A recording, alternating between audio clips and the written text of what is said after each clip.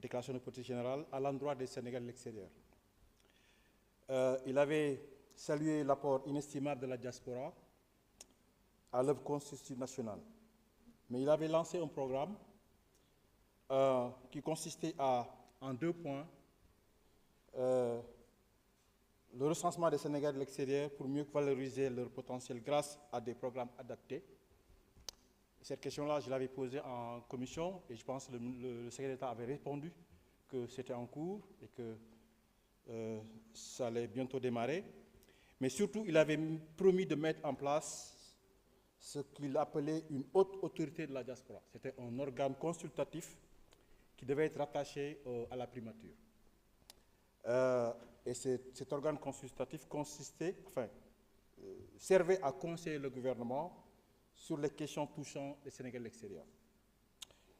Il avait aussi dit que dans ce conseil consultatif, les associations de la diaspora les plus représentatives y seront représentées. Foofu la ñu war a taxaw surtout association la ñuy wax parce que Sénégalais yi nekk à l'étranger ils sont le plus souvent regroupés dans des associations.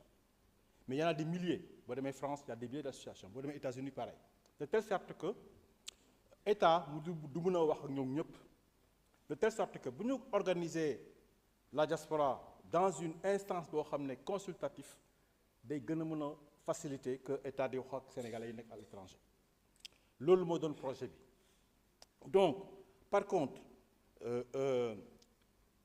décret 2024-940 boo xam ne à l'issue du premier gouvernement de Ousmane Sonko, organe bi nga xam ne moom la censé remplacer dañul parce qu'il était rattaché au ministère des Affaires étrangères mooy le Haut Conseil du Sénégal extérieur dindiwuñu ko parce que c'est normal waaye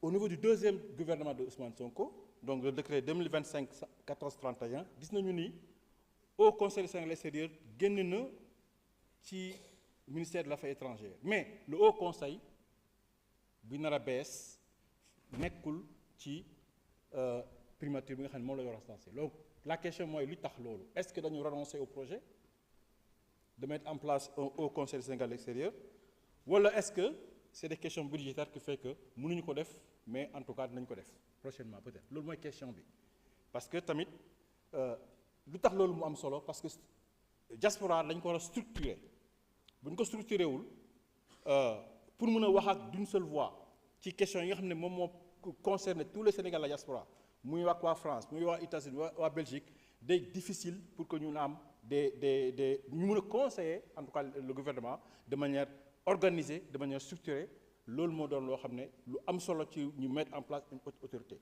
surtout que dafañ ne dañuy mettre dans cette autorité les associations les plus représentatives parce que boo demee États-Unis tey am na de grandes associations qui sont là-bas qui représentent beaucoup de Sénégalais ñooñu mën nañu porter question yi nga xam ne moom la ñu nekk aux États-Unis di subir boo demee France pareil et cetera donc moo tax je reviens encore une fois sur la question de la haute autorité est-ce que organe bi projet bi dañ ko bàyyi wala am na ay raisons yoo xam ne moo tax ñu suspendre ko ba mu jekk ko ñu mën ko mettre en place loolu moo doon sama question monsieur le ministre di la souhaiter une bonne réussite dans le ministère bi nga xam ne moom la ñu dénk jërëjëf. Merci beaucoup monsieur Sonko. Amadou Lamine Diouf, vous avez la parole. Mame Diarra Bèye se prépare.